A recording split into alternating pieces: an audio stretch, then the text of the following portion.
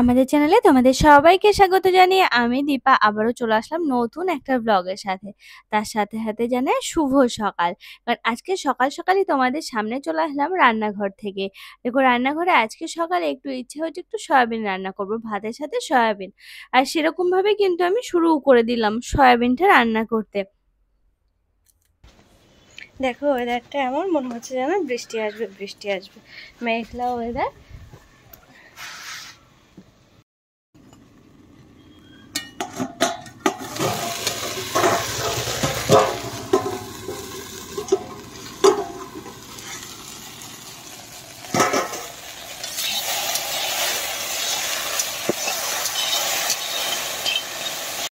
আর দেখো আমি গ্যাসে করছি সয়াবিন, আর শাশুড়ি মা এখানে ভেন্ডিটা চাপিয়েছে।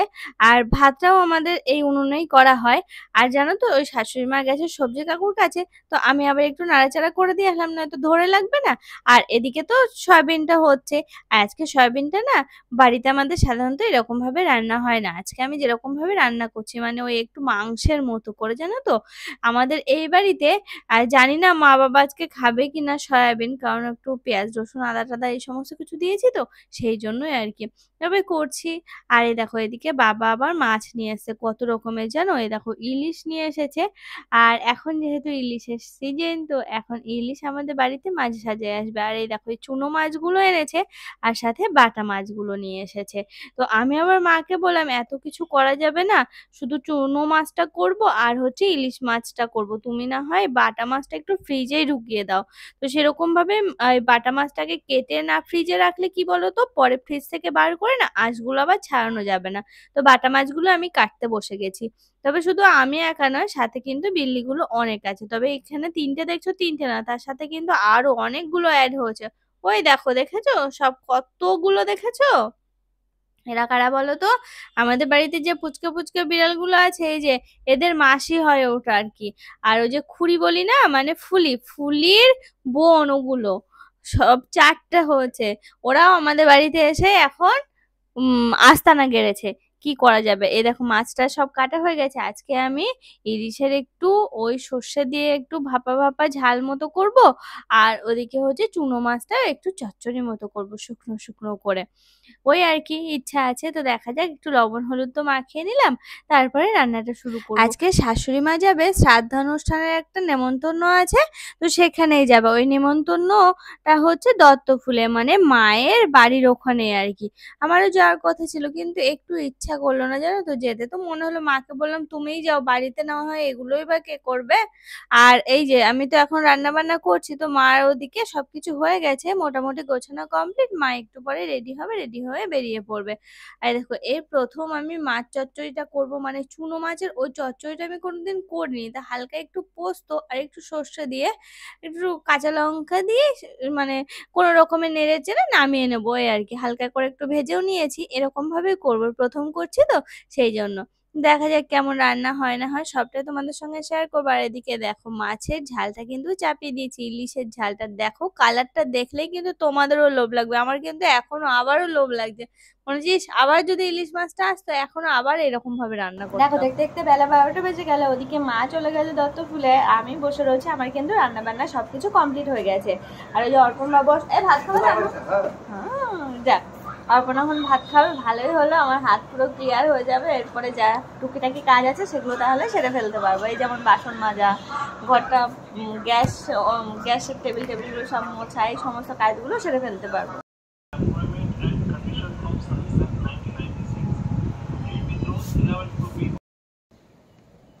আজকে না তোমাদের সামনে আসার আমার একটু ইচ্ছা ছিল না, মনে হলো যে না বাড়ির মধ্যে রয়েছি, যাই তোমাদের সাথে একটু গল্প করি, একা একাই তো রয়েছি, সেই জন্য না তোমাদের সামনে চলে এসেছিলাম। আর দেখো এখনো কিন্তু তোমাদের সাথেই কথা বলে যাচ্ছি, কারণ আমি তো একাই রয়েছি নিচে। নিচে কাজ কমপ্লিট করিনি আমি এখনো, কাজগুলো এখন করবো। ভাবলাম যে ফালতু বসে না থেকে, বসেছিলাম না জানো তো, আমি আমার কাজই করছিলাম আমার মোবাইলটাতে। তো ওটা একটু এক্সপোর্টে বসলাম, বসিয়ে নিয়ে আমি এই দেখো আবার তোমাদের সামনে আসলাম। আর বেশ কিছু কাজ রয়েছে সেগুলো সেরে ফেলবো। এই দেখো এই গাছটা এখন ফুল একটু কম দিচ্ছে, আর সারা বছর তো ফুল দেয়। দেখো এত সুন্দর লাগে না সমস্ত গাছগুলো। আর বর্ষার সময় গাছপালা দেখতে কিন্তু বেশ ভালোই লাগে। আর আর কি হয়েছে জানো, যে সমস্ত দোপাটি গাছগুলো নিজের থেকে হয়েছে সেগুলো কি সুন্দর ঝাঁকড়া ঝাঁকড়া হয়েছে, আর যেগুলো লাগানো হয়েছে সেগুলো না একদম ঝাঁকড়া হয়নি, কেমন যেন হয়ে রয়েছে। জানি না এবার দোপাটি সেরকম হবে কি। আর বাড়িতে দেখলেই তো তোমরা মাছ কাটার সময় বিড়াল কতগুলো হয়েছে। ওই যে আমাদের বাড়ি যে খুঁড়ি, মানে খুঁড়ি বলি, ফুলি আর কি ওর নাম, ফুলি, ফুলির মায়ের 4টে বাচ্চা হয়েছে, ফুলির তো 2টো, ফুলি এতগুলো বিড়াল, ওরা ওদেরকে অতটা ইয়ে করা হয় না, ওরা গোয়ালে হয়েছে, গোয়াল থেকে মাঝে মাঝে এখন একটু সাহস করে করে ঘরের বাড়ির মধ্যে আসছে, এদের খেতে দেওয়া হয়, সেই সমস্ত খাবারগুলো খেয়ে যাবো। ওরা তো বাচ্চা, কী করা যাবে বলো তো, তাদেরও ইচ্ছা করে না, বাড়িতে ওর বিড়ালে ভর্তি হয়ে যাচ্ছে। এর আগে বললাম না, দেখো কি সুন্দর বৃষ্টি হয়ে পরিবেশটা সুন্দর হয়ে গেল, সবুজে একদম কি বলবো পুরো ভরে গেছে। যেটুকু একটু ফ্যাকাশে লাগছিল এখন আরও বেশি সবুজ লাগছে, বেশ ভালো জোরে বৃষ্টি হয়ে গেল জানো তো। এই দেখো, এই নিচেটা দেখলে আশা করি তোমরা বুঝতে পারবে, দেখো কি সুন্দর বৃষ্টি হলো, আমার তো বেশ ভালোই লাগছে, বৃষ্টিটা হয়ে গেল, ভালোই হলো। দেখো গ্যাসের টেবিল টেবিল এই সমস্ত কিছু সব মোছা হয়ে গেছে। এখন আমার মনে হলো যে বাইরে তো বৃষ্টি পড়ছে, ওই দেখো ঝিরঝির করে কিন্তু এখনো বৃষ্টি পড়ছে, তো এই যে ফ্রিজটাও হচ্ছে অনেক নোংরা, তো ফ্রিজটা একটু পরিষ্কার করে ফেলা যাক। আজকে না একটু ঝটপট করে পরিষ্কার করবো, যে অন্যদিন যেভাবে করা হয় সব কিছু নামিয়ে। অর্পণ বাড়ি চলে এসেছে, দেখো সে প্যারা নিয়ে এসেছে, বুঝলো না, প্যারাটা এর মধ্যেই রয়েছে। বাবা এই যা অবস্থা, দেখে মনে হচ্ছে যেন সব নামিয়েই করতে হবে গো, মাজতেই হবে, কিছু করার নেই।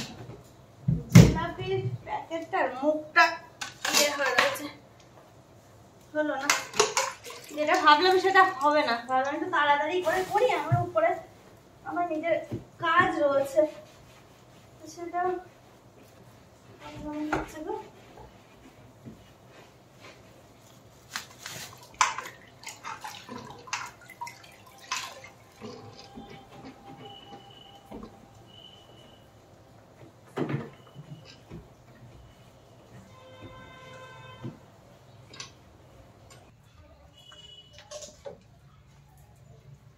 চলো এদিকে বৃষ্টিটা ছেড়ে গেল, এবার বাসন কোসন গুলো সব মেজে ফেলি, আর ওয়েট করলে হবে না। এদিকে দেখতে দেখতে 2টো বাজতে গেল জানো তো। এটা আদৌ আমি মাজতে পারবো কিনা জানি না, ভিজিয়েও রেখে দিতে হতে পারে, কারণ আমি কোনোদিনের জন্য কালি হাঁড়ি কালি কড়াই সমস্ত কিছু মাজিনি, জানি না এটা মাজতে পারবো কি, হয়তো ভিজিয়েই রাখবো। ওদিকে রান্নাঘরে সবকিছু গোছানো হয়ে গেছে, ফ্রিজটাও পরিষ্কার করা হয়ে গেছে। আর এই দেখো এখন আমি এখানে বাসনগুলো মেজে নিচ্ছি, আমি আর ওই সাইডে গেলাম না, এখানে বসে বসে আমি মেজে নিই। আর কেন বলো তো, জানি না কেন আমার গায়ে এত মশা কেন ধরে, মানে যেখানেই যাই না কেন, আমার ওই বাড়িতে বলো এই বাড়িতে গেল বলো, বাগানে গেলে পুরো আমাকে ছেকে ধরে, আবার এই যে ওই সাইডে লেবু তলার ওদিকটাই গেলে আমাকে পুরো একদম খেয়ে ফেলে, সেই জন্য আমি এখানেই বাসনগুলো মাজি। আর এখন যেহেতু আমাদের কাজের দিদিটা নেই, আর বাড়িতে সেরকম কাজের মানুষ পাওয়াও যাচ্ছে না, আর কি বলতো একটু বিশ্বস্ত কাউকে না হলে বাড়িতে কিন্তু রাখাটাও মুশকিল হয়, তো সেই আর কি, তা আমি আর মা মিলেই কাজকর্মগুলো এখন সেরে ফেলি। আর কি হয়েছে বলো তো, আমি গ্লাভস পরে কেন মাজি, অন্য কিন্তু কোনো কারণে, একটা দুটো যখন মাজা হয় তখন আমি আর গ্লাভস পরি না, এই পরা হয় কারণ আমার নখগুলো এত পাতলা এত পাতলা, সব কেমন ধার ধার ধার ধার মতো হয়ে যায় আর ভেঙে ভেঙে যায়, এমনিতে তো আমার নখ থাকেই না, সেই পুরো মাংস বেরিয়ে যায়, তো সেই জন্যই আর কি এই প্রোটেকশন নেওয়া, তাকে করতে তো হবে বাড়ির বাড়ির কাজ, তো সেই জন্যই আর কি এরকম ভাবে অর্পণও বললো। আর জলের কাজগুলো আমি সাধারণত এখন ওরকম ভাবেই করি, যেমন কাঁচা কুচোটা, এই বাসন মাজাটা, এই আর কি। চলো একটু পরেই সবকিছু হয়ে যাবে। দেখো এদিকে হচ্ছে আবার আমি ভাত বাড়তে চলে আসলাম, কেন জানো, আমার বাড়িতে ওই যে কাকা শ্বশুর ভাত খাই, তো তো কাকা শ্বশুরের জন্য ভাবছি যে ভাত টাত গুলো রেডি করে, আমার যেহেতু কাজ গোছানো হয়ে গেছে, আমার আবার উপরে কাজ আছে, তো কাকা শ্বশুরের জন্য ভাতটা গুছিয়ে রেখে রেডি করে তারপরে আমি উপরে যাব। আর ওদিকে চালির খেতে দিতে হবে, বিল্লিগুলোর খেতে দিতে হবে, তো সমস্ত কিছুর জন্য কিন্তু আমি এখন সব রেডি করে ফেলছি। এই দেখো আজকে কিন্তু অনেক কিছু হচ্ছে, ভেন্ডি চচ্চড়ি হচ্ছে, আর কলা উচ্ছে ভাজা হয়েছে, ওদিকে পেঁপের চচ্চড়ি, এদিকে হচ্ছে মাছের 2 রকমের আইটেম, সয়াবিন, দেখেছো কত কিছু রান্না হয়েছে। ওই দেখো এখন আমি ভাত দিয়ে দিচ্ছি বিল্লিদের, তাও দুধ ভাত দিচ্ছি, কারণ কি বলতো সেরকম তো মাছ নেই দেওয়ার মতো, সেই জন্যই আর কি ওই দুধ দিয়ে ভাত দিয়ে দিচ্ছে। দুধ ভাত তো বিল্লি ভালোই খায় আর কি, সব বিড়ালই। চলে চলে বাবা, চান করে নে, ঘরে গিয়ে শোও।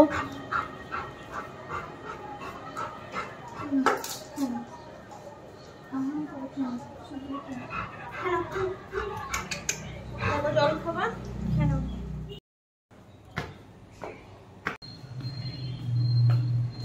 কমপ্লিট হলো নিচের কাজ, এখন উপরের কাজ অনেক কিছু বাকি আছে। নিচে যা যা করলাম উপরের কাজ আছে।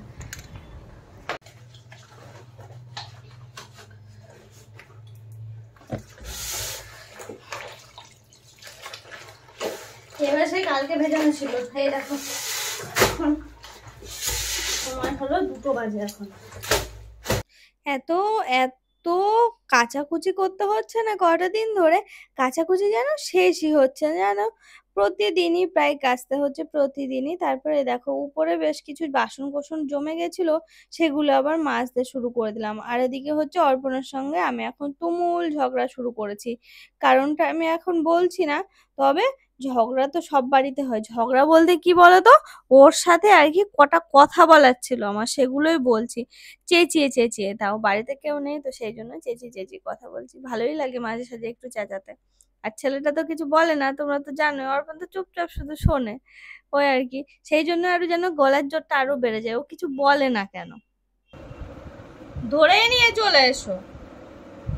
বাবা খেয়েছে কি আগে শুনে নিও। আজকে সমস্ত কিছু কাজকর্ম করার পরেও যেন নিজের এনার্জিটা একটু কমেনি। মনে হলো যে না, একটু সাজুগুজু করতে বসি।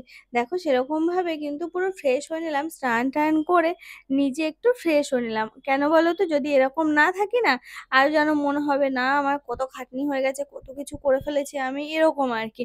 কিন্তু একটু যদি নিজে ফ্রেশ হয়ে থাকা যায় তাহলে কিন্তু ওই ব্যাপারগুলো আসে না। হয়তো তোমরা বলবে যে ও রোজ তো আর করতে হয় না, রোজ করতে গেলে আর এইসব আর ফুটা নিয়ে আসতো না। না গো, তোমরাও একটু চেষ্টা করবা কাজের শেষে একটু নিজেকে ফ্রেশ রাখার, দেখবা কত মজা লাগে, কত ভালো লাগে, মনটা কত ফ্রেশ লাগে। আমি চেষ্টা করি, জানি না কতদিন পারবো বা কতদিন আমার কপালে আছে সমস্ত কিছু। এই দেখো এখন বিকাল হয়ে গেছে, অর্পণের জন্য একটু খাবার রেডি করছি। তো সেটাই আর কি করার জন্য নিচে এসেছিলাম। এই বিকালবেলার আকাশটা এত সুন্দর লাগে না দেখতে, তবে আজকে না সেদিনের মতো অত সুন্দর না কিন্তু। আজকে একটু লালটা কম রয়েছে, এটা আবার ভেজা, একটু সতর্ক ছিল, হালকা একটু মাথা যন্ত্রণা করছে। আর কি করা যাবে বলো, এই শাড়িটা আর পরা হবে না, পরা হবে না করে আবার একটা দিন পরেও নিলাম। আর কি সুন্দর সুন্দর একটা ফটো তুলেছি না, তোমরা দেখেছো? ফেসবুক পেজে কিন্তু আমি পোস্ট করেছি, মাই বেঙ্গলি ব্লগে। দেখো হেভি লাগছে ফটোগুলো। দেখো বিকালটা একটু সময় পেয়েছি, আজকে আর শোয়া টোয়া কিছু হয়নি, মানে রেস্ট আর নিলাম না। আর এখন আমি কাপড় গোছাচ্ছি কেন জানো? এর আসল কারণটাই তো বলা হয়নি। আসল কারণটা হলো যে সমস্ত জামা কাপড়গুলো কাচলাম না দুপুরবেলা, সেগুলো সব জল ঝরাতে দেওয়া ছিল। জল ঝরে গেছে, এখন তো মেলতে হবে। তো এখানে ছিল কাপড় চোপড় অনেক, সেগুলো মেলে দেখো এই কাপড়গুলো এখন নিয়ে আসলাম। এইগুলোই শুধু কিন্তু শেষ নয়, আরো আছে। তো এই পুরো দড়ি ভর্তি হয়ে যাবে। এই দেখো এক এক করে সেগুলো মেলেও ফেললাম। তো চলো আজকের ব্লগটা এই পর্যন্ত রাখছি। তোমাদের কেমন লাগলো জানাতে ভুলো না। যদি ভালো লেগে থাকে আমার চ্যানেলটাকে কিন্তু সাবস্ক্রাইব করতে ভুলো না। তাহলে আজকের মতো টাটা, সবাই ভালো থেকো, সুস্থ থেকো এবং সাবধানে থেকো। নমস্কার।